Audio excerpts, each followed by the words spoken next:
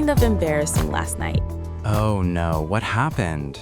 I found my old journal from January 2024, where I wrote down all my New Year's resolutions, and I realized I didn't accomplish any of them, not a single one.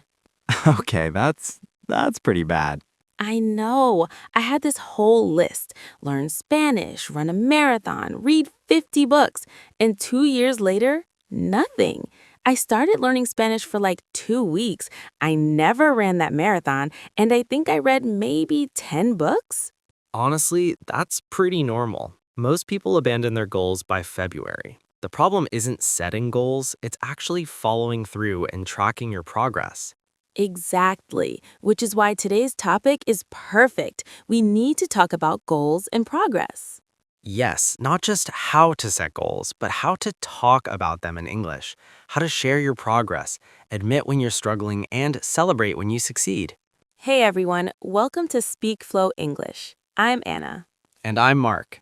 Today, we're diving into goals and progress, all the vocabulary you need to talk about your journey, whether you're crushing it or struggling. This is super practical because people ask about goals all the time. How's your fitness going? Are you still learning guitar? You need to know how to answer. Before we start, subscribe to SpeakFlow English and comment what's one goal you're working on right now. We want to hear. All right, Mark, let's break this down, starting with the basics. So, first things first, what exactly is a goal? In English, a goal is something you want to achieve in the future. It's your target, your aim, something you're working toward. Right, and there are different types of goals. Let me share mine as an example. I have a short-term goal, which is to exercise 3 times a week this month. That's something I can achieve soon, right?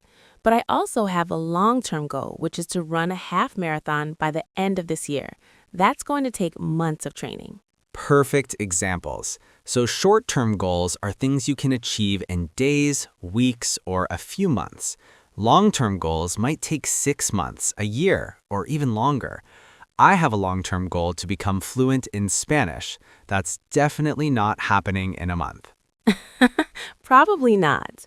Now, let's talk about setting goals. We use the phrase set a goal when we decide what we want to achieve. I set a goal to save $5,000 this year. She set a goal to learn coding. You can also say make a goal, but set a goal is more common. Now here's an important one, realistic goal. This means your goal is achievable, it's possible. Anna, your goal to exercise 3 times a week, that's realistic. But if you said, I want to exercise 10 hours every single day, that's not realistic. Right. You have to be honest with yourself. I learned this the hard way. Last year, I set a goal to wake up at 5 a.m. every day and meditate for an hour. Guess how long that lasted? 3 days. It wasn't realistic for my lifestyle. Now, I wake up at 6:30 and meditate for 10 minutes, and I've been doing it for 3 months. Much more realistic. That's a great example. On the flip side, we have ambitious goal. This means your goal is challenging and requires a lot of effort. It's not impossible, but it's going to push you. My goal to become fluent in Spanish is ambitious. It's possible, but it's going to take serious work. I love ambitious goals. They're exciting, but you need balance. If all your goals are too ambitious, you might get overwhelmed and give up. Speaking of which, give up means to stop trying, to quit.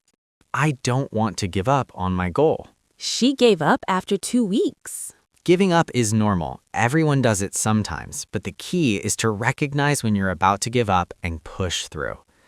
Okay, now let's talk about different types of goals. We have personal goals. These are about you, your life, your growth. My personal goal is to read more books this year. And we have professional goals. These are about your career, your job, your skills. My professional goal is to get a promotion by June.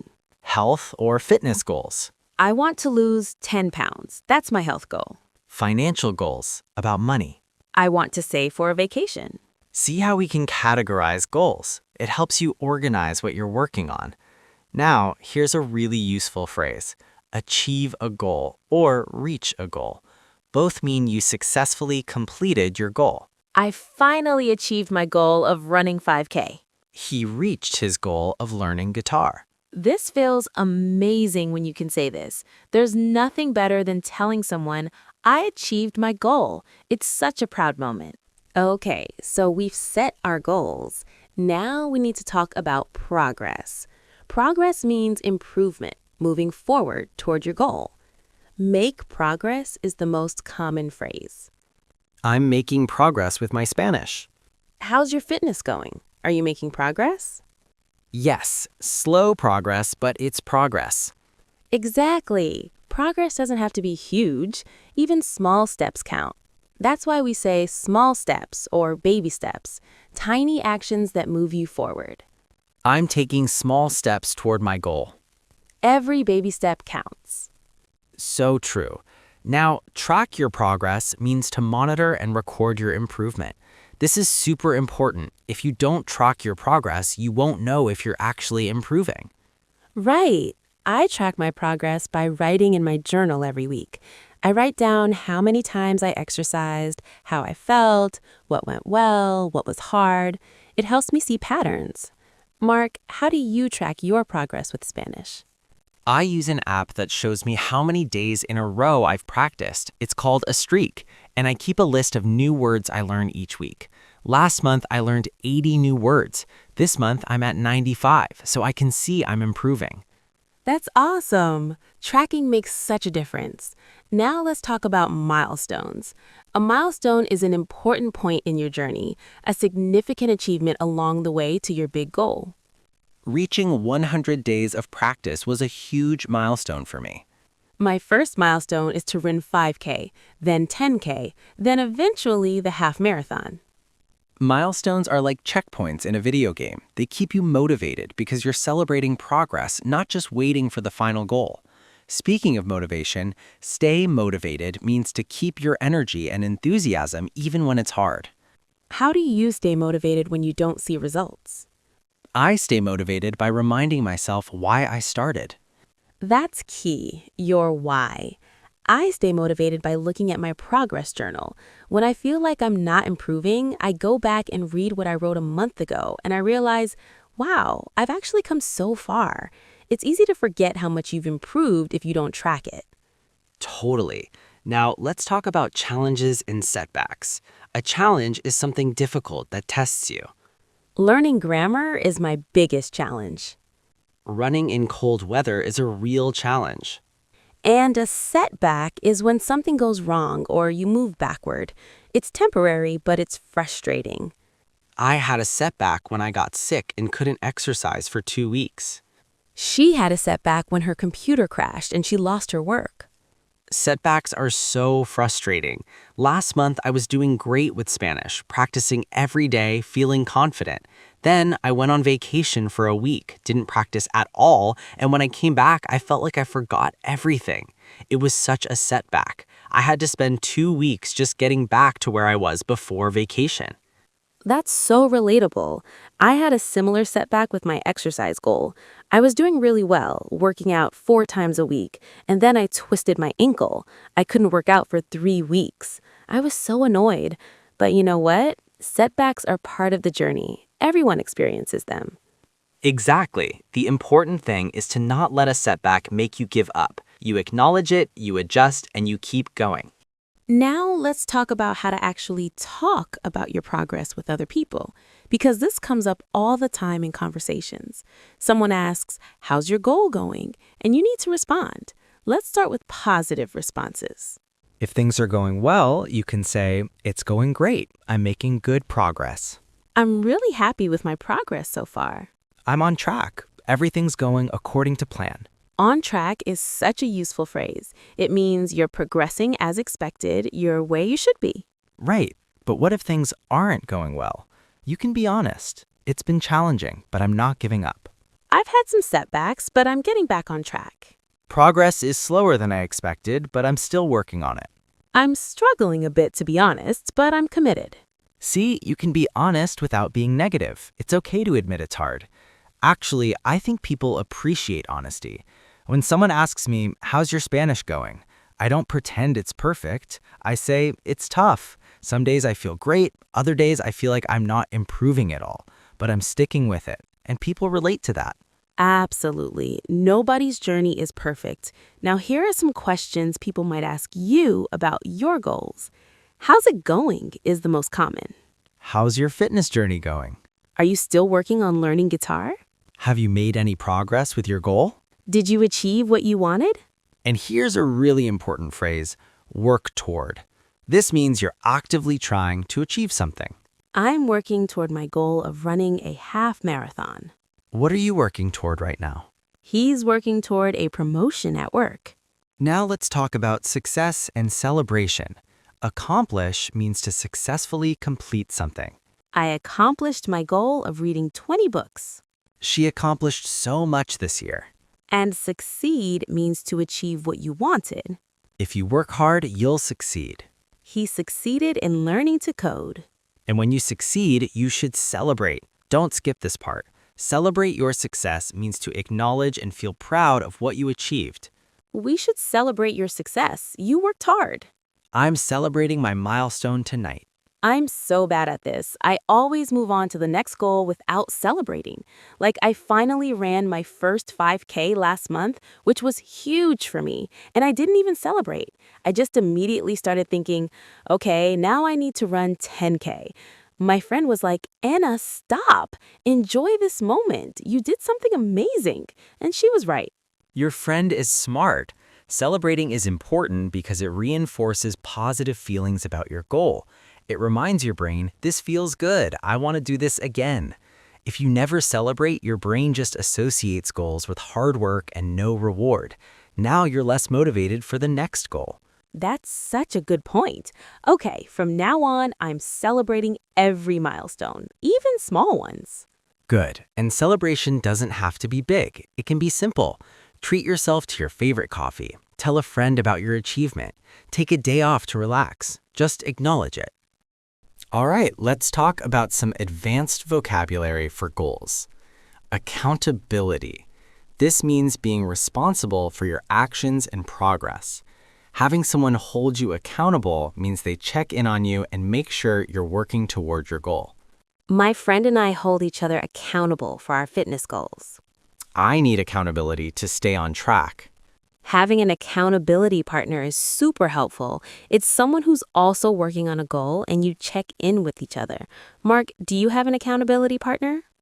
I do. My friend Carlos is also learning a language. He's learning French. So every week we video call and share our progress. We ask each other, how many days did you practice? What did you learn? What was hard this week? And it's amazing because when I know Carlos is going to ask me about my progress, I'm more motivated to actually practice. I don't want to tell him I did nothing. That's the power of accountability. I need to find an accountability partner. Now, another important concept, habit. A habit is something you do regularly without thinking about it.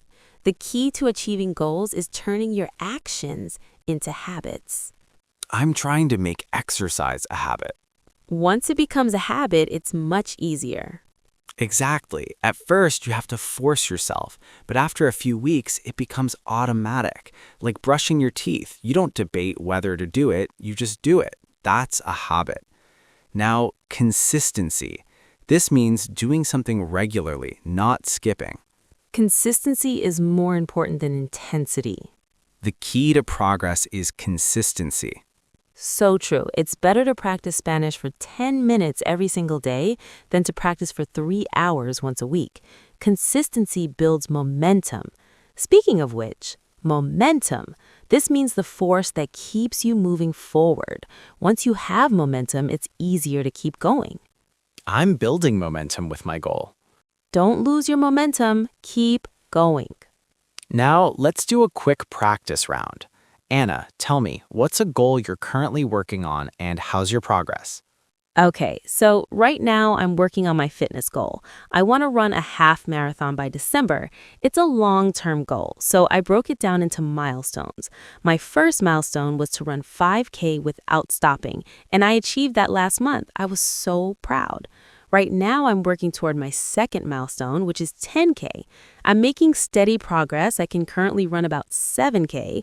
Some days are hard, especially when the weather's cold, but I'm staying consistent.